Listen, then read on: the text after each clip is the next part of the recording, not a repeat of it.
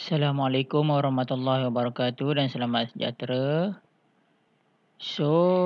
I'm going to give you a lecture in chapter 11, Nuclear and Particle Physics. This chapter is divided into three subtopic. Okay, binding energy and mass defect. This is subtopic 11.1. Okay, so kita akan memperkenalkan tentang binding energy dengan mass defect. Alright, and then we're moving on to 11.2, radioactivity, and lastly we're talking about particles physics. Okay, so particle physics is quite different with the first two kan, so nanti aku akan go through satu persatu. Alright, so kita moving on to the first subtopic. So the learning outcome for this topic, okay, so binding energy and mass defect. So in this lecture I'm going to to give you an explanation what is mass defect. Alright, mass defect and this equation, okay, the equation of mass defect. And then also we are going to define the binding energy, which is E is equal to mc squared ataupun lebih dikenali sebagai Einstein energy equation. Alright, and lastly we are going to describe the graph of binding energy per nucleon against nuclear number. Alright, so this is the three learning outcome that we are going to learn today. Alright, so let me do some introduction. What is atomic mass unit?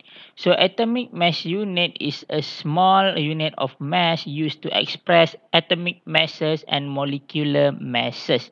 Okay, so dia digunakan untuk kita explain, kita buat comparison what is atomic mass and molecular mass. Alright, so 1U is defined as the 1/12 mass of carbon-12 atom. Alright, carbon-12 atom. So 1U is equals to 1/12. Okay, ni dia punya equation lah. So korang boleh dapat lebih kurang nilai macam ini. 1.66 times 10 to the power negative 27 kg. Ini adalah nilai yang kita gunakan sebagai constant bagi 1U. Alright. Okay, so lebih kurang macam inilah. So kalau kita nak buat conversion, okay, this is the value that we use in order to convert 1U into kilogram.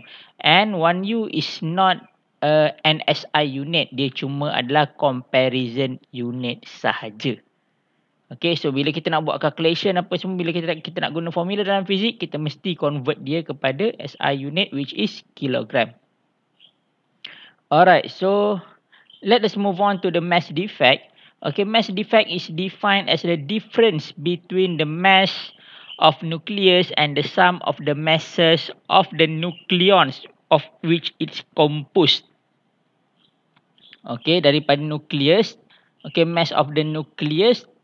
The difference between mass of the nucleus and the mass of the nucleons. What is nucleon? Nucleon is adalah benda-benda yang ada. Okay, unsur-unsur yang ada, elemen-elemen yang ada dalam satu nukleus. As example, as you know previously kan, bila kita belajar, okay, dalam satu nukleus of atom, dia ada apa? Dia ada neutron and proton. Okay, yang ada dalam nukleus. Ini adalah basic knowledge lah. Bila kita start belajar tentang particle physics, kan? Particle is consist of two parts. Satu dalam nukleus, satu lagi dekat luar. Dekat luar tu dia ada elektron, banyak elektron kan. Okay, elektron orbital. And then dekat tengah-tengah ni ada nukleus. Okay, yang ini not the right figure lah. Aku nak tunjukkan kat korang macam mana dia punya rough explanation. So, nucleons ini yang dikatakan sebagai nukleon ini adalah unsur-unsur yang ada dalam nukleus. Alright. So, apa yang kita buat? So, datanglah equation ini. So, nak cari mass defect is equals to, okay, mass of proton times mass of the neutrons. Okay. So, Z and N ini represent the number, bilangan. Okay. So, as example, okay, as example, kalau korang ada, katakan katakan oxygen atom. Okey, oxygen atom 16, oxygen 8 katakan. Okey, ni adalah oxygen atom. So basically nak cari dia punya mass defect, delta M is equals to, okey, 8 times dengan mass of proton plus 8 times dengan mass of neutron. Okey, tahu nampak daripada sini mass of proton and mass of neutron. Okey, minus mass of nucleus of oxygen. Alright. So lebih kurang macam itu. Itu cara macam mana kita nak kira mass defect. Okay. So ini adalah mass of nucleons. Bawah ini adalah mass of nucleus. Alright. So kita moving on to the binding energy. Okay. So kita nak define what is the binding energy pula. Binding energy is the energy that required to break nucleus into completely separated nucleon. So basically is the energy that we use in order to break them. Okay, so kalau tadi dalam nukleus tu kita ada banyak unsur tadi, banyak elemen tadi kan. So kalau kita nak pecahkan dia kepada satu-satu ni kan, kita perlukan energy. So example dari macam ini kan. From here, okay, daripada sini kepada ini, kita nak pecahkan dia daripada banyak kepada 4 ni kepada setiap satu. So binding energy is the energy released when all the individual constituent nucleus are brought together to form nucleus. Okay. So sama sajalah kita boleh cerita. Okay, kita boleh cerita sama ada daripada separated pergi ke satu nukleus to form nucleus. Ini yang kedua ni lah. Apa yang dia cuba explain dekat nombor 2 ni, yang bawah ni. Okay, definition yang ini. Ataupun from here to here. Okay, so ini adalah yang nombor 1 yang dekat atas ni. Dua-dua definition boleh diterima. So satu, in order to break apart the nucleus. Or second, in order to combine all the nucleons inside nucleus. Okay. In order to bind. Macam ni lah. Kita nak ikat semua. Okay. Dalam satu nucleus. So this is what we call as the binding energy. Okay.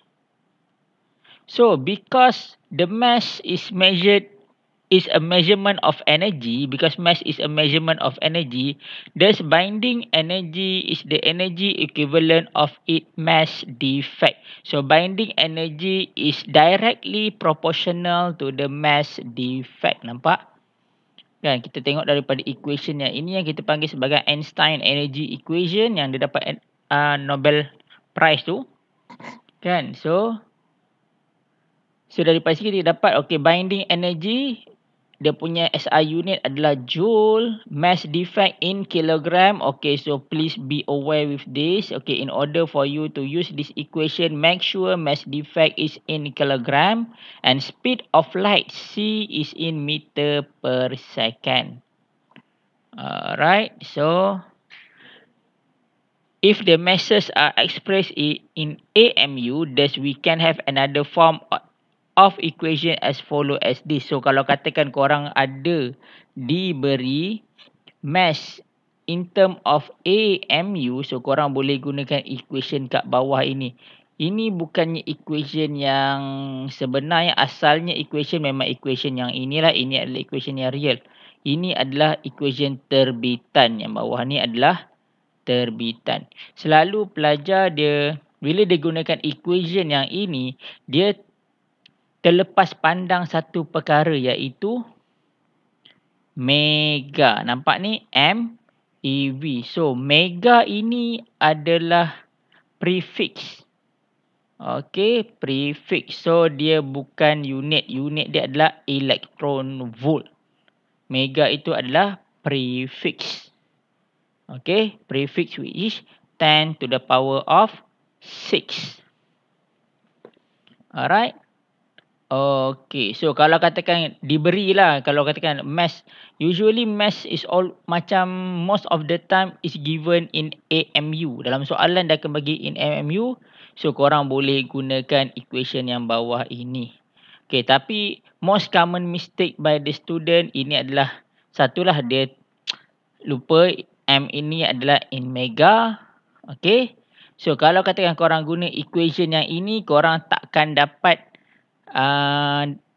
binding energy dalam electron volt, korang akan dapat binding energy in term of electron volt instead of joule. So korang takkan dapat dalam joule lah, korang akan dapat dalam electron volt. Okey.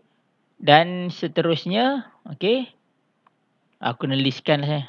Okey, so number 1, biasa common mistake bila student gunakan, student dia suka guna formula yang bawah ni. Dia suka guna formula nombor 2 ni, tapi selalu buat silap. Okey, kesilapan yang biasa dilakukan number 1 ni, most common mistake.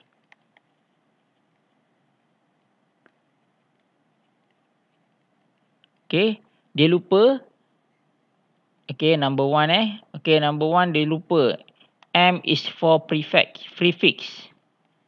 For prefix. Bukan unit. Okey, unit dia adalah electron volt, bukan mega electron volt. Okey, so bila kau nak convert kepada joule tu, kalau kau katakan disuruh convert kepada joule, kan nak kira benda lain katakan. So mega itu adalah prefix, bukan unit. Okey, unit dia adalah electron volt. Number 2, common mistake by the student. Okey, dia macam bercampur. Kan, dia macam bercampur. Dia ingat equation ini kena darab dengan C squared. Tak perlu. Okey, equation ini dah siap-siap dah. Okey, dah siap dah. Alright, tak perlu darab dengan C squared. And seterusnya, okey, pelajar selalu lupa juga. Kan, okey, unit bagi energy yang korang gunakan, kalau korang gunakan equation number 2 ni, dia dapat dalam electron volt. The unit is in EV. So not an SI unit. Okay, unit dia bukan dalam SI unit. So katakan korang nak gunakan energy ini dalam another calculation, so korang kena convert the value into SI unit. Alright. Okay. So aku ingatkan sekali lagi, equation yang bawah ni sangat senang dalam calculation compare dengan yang ke atas lah. Kan? Tapi bila korang guna yang kat bawah ni, ada beberapa perkara yang selalu pelajar buat silap. Sebab dia suka pakai tapi selalu buat silap. Alright. So always remember. Okay. Satu, tadi dia ada mega dekat depan. Mega electron volt. Alright. So bila korang buat value, dia ada prefix lah. Okay. So korang boleh ulang-ulang tengok ni kan. Dia ada most common mistake bila korang gunakan calculation.